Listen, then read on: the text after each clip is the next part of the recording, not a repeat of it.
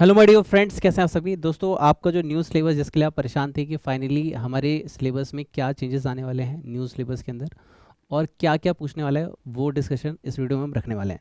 सबसे पहले हम बात करेंगे पेपर वन और सब्जेक्ट है एडवांस अकाउंटेंट 100 मार्क्स। ये सबको पता था। इसमें क्या हुआ है, ग्रुप टू में एडवांस अकाउंट होता था, ग्रुप वन में एडवांस अकाउंट होता था, दोनों को मर्ज करके now we have one paper group one advance account, that's it. तो इसमें क्या है, देखो इसमें आईएफआरएस की नॉलेज है कि अप्लीकेबिलिटी क्या है, कैसे है, लगता है कहाँ लगता है, अडॉप्शंस क्या है, इन चीज़ों के बारे में बताया गया। दूसरा है framework of preparation of presentation of financial statement as per accounting standard.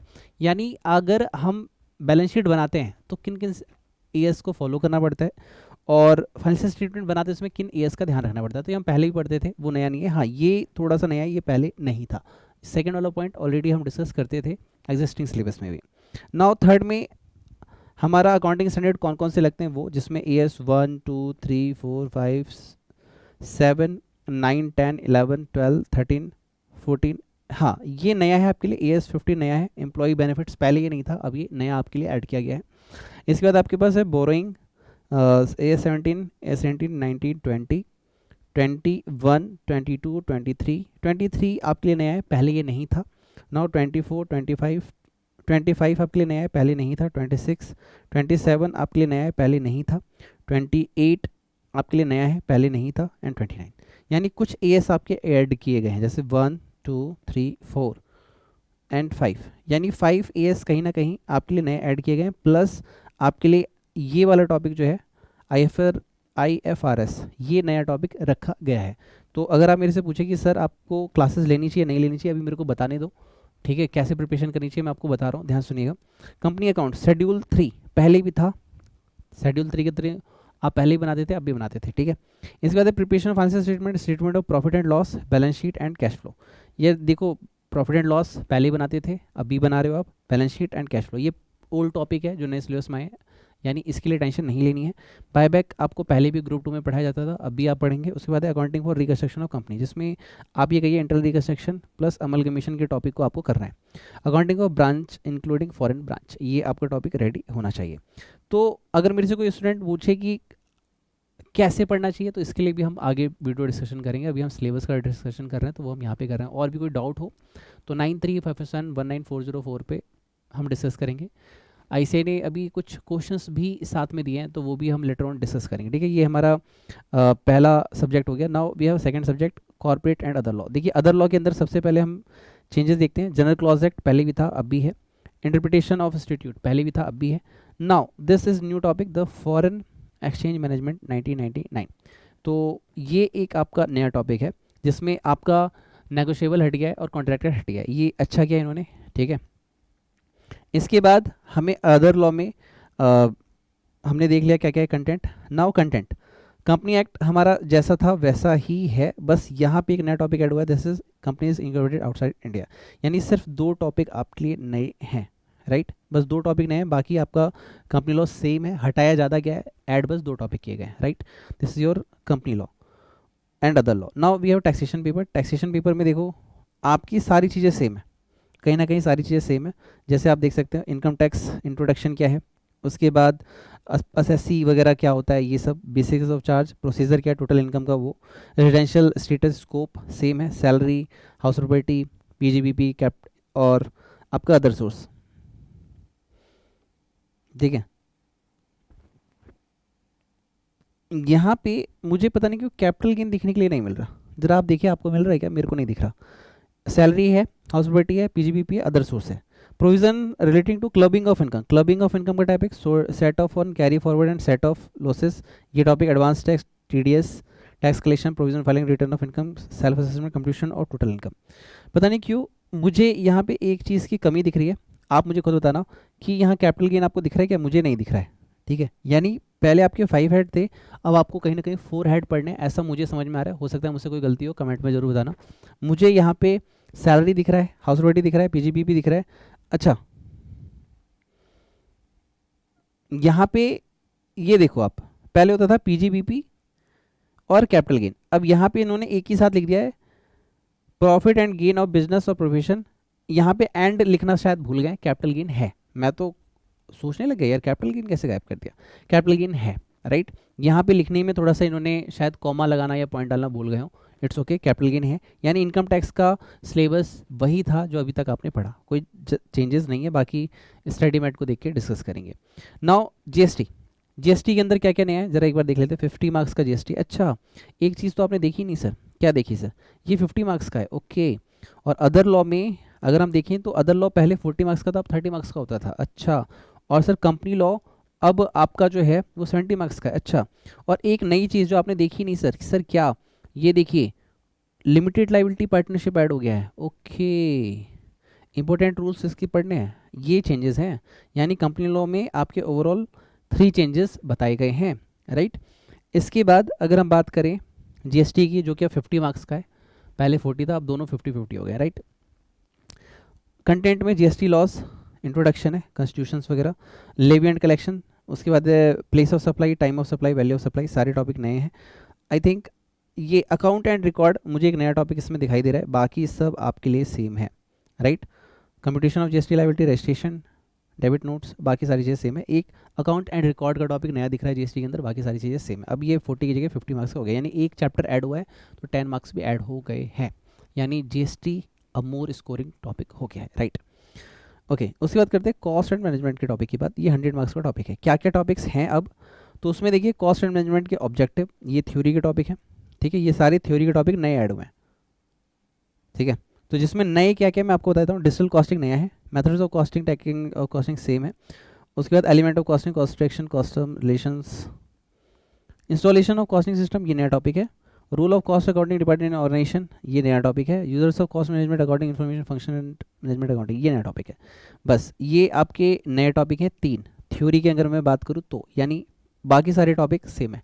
आपको बता दूँ कॉस्टिंग के free lectures already knew syllabus के अकॉर्डिंग आपके अपडेटेड हो रहे हैं, जिसमें basic labour costing full update हो गया, मटेरियल अभी चल रहा है, तो आप देख सकते हैं प्लेलिस्ट में जाके न्यू सिलेबस के अकॉर्डिंग पूरा हम उसको डिज़ाइन कर रहे हैं। So don't worry about costing, okay. तो ये वाला टॉपिक हमारा हो गया, ओके। डिजिटल कॉस्टिंग भी एक नया टॉपिक आपके लिए है यहाँ पे। अगर हम बात करें कॉस्ट शीट की, तो कॉस्ट शीट है इसमें, पहले भी था अब भी है। उसके बाद है मेटल कॉस्ट, मेटल कॉस्ट का टॉपिक है हमारे लिए। एम्प्लॉय कॉस्ट का टॉपिक है। Direct expenses with main product और सर्विस ट्रीटमेंट, ओवरहेड का टॉपिक है। नाउ एक्टिविटी बेस्ड कॉस्टिंग है। इंटीग्रेशन का टॉपिक है, इंटीग्रेटेड नॉन इंटीग्रेटेड मुझे लगा नहीं है, लेकिन डाल दिया गया है यानी कंफर्म है। उसके बाद है मेथड ऑफ कॉस्टिंग में जॉब कॉस्टिंग, यूनिट कॉस्टिंग मतलब जॉब एंड बैच जिसे आप बोलते थे, वो जॉब एंड बैच का टॉपिक है। प्रोसेस एंड ऑपरेटिंग कॉस्टिंग, यानी जिसे आप सर्विस कॉस्टिंग बोलते थे, वो है। कॉस्टिंग ऑफ सर्विस सेक्टर है आपके पास, ठीक है। और आपका प्रोसेस कॉस्टिंग, प्रोसेस कॉस्टिंग का टॉपिक है, right. Cost control and cost analysis में standard costing, marginal costing and budget costing है, ठीक है। बाकी कुछ टॉपिक को हटा दिया गया है, तो मोस्टली ये कह सकते हैं कि भैया 90% सिलेबस कॉस्ट का सेम है, ठीक है। 90 to 95% आप कह सकते हो सेम है, थोड़ा बहुत चेंजेस एक आध चैप्टर हटाया गया है, जैसे कॉन्ट्रैक्ट अकाउंट पहले होता था अब नहीं है, ठीक। तो ये छोटे छोटे चेंजेस हैं, बाकी कॉस्टिंग इतनी दिक्कत नहीं आएगी। अगर आपने पहले पढ़ रखा है तो 95% क्वेश्चन पेपर अभी भी आप सॉल्व कर सकते हैं, okay. Now audit and ethics, अब इसका नाम थोड़ा सा अपडेट कर दिया गया 100 मार्क्स का, इसमें एथिक्स वर्ड नया ऐड किया गया है। कंटेंट में क्या, nature, objective and scope audit, पहले भी था अब भी है। Audit strategy, audit planning and audit programme, पहले भी था अब भी है। Risk assessment and internal control, पहले भी था अब भी है, ओके। नाउ मेटर्निटी, ये टॉपिक एक बार हटाया गया, फिर लाया गया, फिर हटाया गया, जनरली क्लास में सारे टीचर पढ़ाते हैं, है, ठीक है। डिजिटल ऑडिट, ये नया टॉपिक है, पहले ये नहीं था। वैसे आपको इसके लिए चैप्टर 6 स्टडी मैट से पढ़ाते होंगे आपके टीचर, मैंने भी पढ़ा रखा है एग्जिस्टिंग सिलेबस में। जो न्यू सिलेबस में उसका नया नाम आ गया डिजिटल ऑडिट, ओके। उसके बाद ऑडिट एविडेंस, पहले भी था अब भी है। इसके बाद audit of item of financial statement, पहले भी था अब भी है ना। ऑडिट डॉक्यूमेंटेशन, पहले भी था अब भी है। कंप्लीशन एंड रिव्यू, ये पहले नहीं था, ये थोड़ा सा आपका मेहनत वाला काम है, जिसमें आपको ऐसे 570 450 थोड़ा सा कंबाइन किया गया। ऐसा नहीं है कि पहले नहीं था अब, थोड़ा सा टॉपिक को यहाँ से लेके वहाँ से लेके थोड़ा सा नए तरीके से डिज़ाइन किया गया है, राइट। उसके बाद ऑडिट रिपोर्ट, पहले भी था अब भी है। Special feature audit different types of entities, पहले भी था अब भी है। ऑडिट ऑफ बैंक्स, पहले भी था अब भी है। Ethics and terms of audit engagement, this is fully new, ये पहले कभी आप नहीं पढ़ते थे, अब ये नया आपको पूरा पढ़ना है, पहले ये नहीं था अब पूरा नया है, राइट। इसके बाद भाइयों और बहनों, we have a new topic, financial management and strategic management. अच्छा, सबसे पहले वीडियो को लाइक नहीं है तो लाइक कर लो, कमेंट में कोई डाउट वगैरह हो तो पूछ लो, और अगर मैं ना बता पाऊँ तो व्हाट्सअप नंबर 9357194004 पे आप मुझे मैसेज करना, वी विल टॉक कि आगे आपको क्या करना चाहिए। ओके, 100 मार्क्स का टॉपिक है। एफएम अब आपका 50 मार्क्स का है, राइट। पहले क्या था, 60 मार्क्स का था एंड 40 मार्क्स का एसएम था। एसएम अब हट गया है, सॉरी एसएम है, पहले आपका एफएम और इको होता था। एफएम होता था 60 मार्क्स, इको होता था 40 मार्क्स, तो अब एफएम है 50 मार्क्स का और उसके साथ 50 मार्क्स का एसएम रहेगा।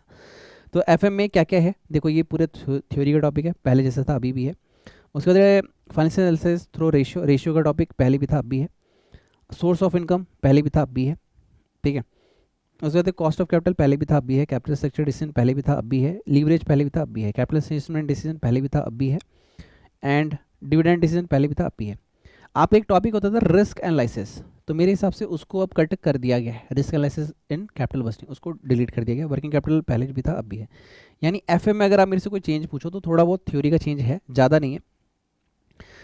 जैसे फाइनेंशियल मैनेजमेंट एनवायरनमेंट, ये पहले नहीं था, अभी ऐड हुआ है। Function of finance executives in an organisation, ये पहले नहीं था, अभी नया ऐड हुआ है। फाइनेंशियल डिस्ट्रेस एंड इंसॉल्वेंसी, ये नए टॉपिक ऐड हुए हैं, बाकी सब पहले भी थे अभी हैं, ठीक है। बाकी चीज़ें आप देख सकते हो। बाकी सिलेबस में बस एक चैप्टर हटाया गया है, बाकी सब सेम है। अगर आपने पहले क्लास कर रखी है तो इतनी दिक्कत आपको नहीं आएगी। तो अब बात करते हैं स्ट्रेटेजिक मैनेजमेंट, अब ये हो गया 50 मार्क्स का। इंट्रोडक्शन टू एसएम पहले भी था अब भी है, ठीक है। अब ये क्या होता था, vision mission goal and values, ये होता था चैप्टर नंबर 3 में। उसके बाद हम 1 करते थे, अब 1 और 3 कंबाइन हो गया, right. Strategic analysis external environment, जिसमें आप पेस्ट एनालिसिस, पीएलसी, ये सब करते थे, ये पहले भी चैप्टर 2 में था, अभी भी चैप्टर 2 में ही है। इंटरनल एनवायरनमेंट में आप पढ़ेंगे, ये देखो नया टॉपिक है, मैंडोलॉस मॉडल, ये नया है, ठीक है। स्ट्रेटेजिक ड्राइवर्स, ये थोड़ा सा नया रहेगा आपके लिए topic. The role of resource and capabilities आप पढ़ लेंगे, बाकी ये पहले भी था। स्ट्रेटेजिक चॉइसेस कौन कौन सी है, ये सारा पहले भी था अब भी है, ठीक है। 4 बिल्कुल सेम है। एंड 5 इम्पटेशन एंड इवेल्यूशंस, तो मुझे क्या लग रहा है ये सारी चीज़ें पहले भी थी। स्ट्रेटेजिक परफॉर्मेंस मेजर, ये एक नया टॉपिक है आपके लिए। Strategic change through digital transformation, ये नया टॉपिक है। Organisation structure hard and culture soft, ये नया टॉपिक है। स्ट्रेटेजिक लीडरशिप और स्ट्रेटेजिक कंट्रोल पहले भी था। तो 5, 6, 7, 8, अब देखो 5 का जो टॉपिक था वो कहीं ना कहीं इन्होंने पिक कर लिया पहले यहाँ पे माइकल पॉटर्स जेनेरिक स्ट्रेटजीज के अंदर। उसके बाद 6, 7, 8, 6, 7, 8 को क्लब कर दिया, उसमें से कुछ टॉपिक हटाए और बन गया चैप्टर 5, ठीक है। चैप्टर नंबर 1 एंड 3 को कंबाइन करके बना दिया चैप्टर 1। तो इस तरीके से नया सिलेबस आपका डिज़ाइन हो चुका है, ठीक है। आई होप मैंने आपको 12 मिनट्स के अंदर हेल्प की हो कि आपको थोड़ा क्लियरिटी मिल गया हो क्या सिलेबस रखा गया है क्या नहीं रखा गया है। सो टेंशन मत लो, डे टू डे जो भी वीडियोस आते रहेंगे उसमें हम गाइड करते रहेंगे आपको कि आपके सिलेबस में क्या आ रहा है क्या नहीं आ रहा है, नया सिलेबस क्या होने वाला है क्या नहीं होने वाला है, आईसीआई ने क्या गाइड किया और आपको कैसे इसको अपडेट करना है, राइट। बाकी और कोई भी दिक्कत हो तो व्हाट्सएप पे आप मुझे मैसेज करना 9357194004 पे। पहले अपना फुल नेम बताना, उसके बाद आप क्या पढ़ रहे हैं वो बताना, ओल्ड पढ़ रहे हैं न्यू पढ़ रहे हैं, फिर अपनी क्वेरी मेंशन करना ताकि मैं आपका नंबर सेव रखूँ, ताकि कोई भी नेक्स्ट अपडेट आए तो मैं इजीली आपको कन्वे कर पाऊँ। और जितने भी दोस्तों का रिजल्ट आने वाला है, ठीक है, May 23 एग्ज़ाम का, उन सभी को मेरी तरफ से all the best and God bless you. मिलते हैं आपसे नेक्स्ट लेक्चर में। Okay, thank you thank you thank you.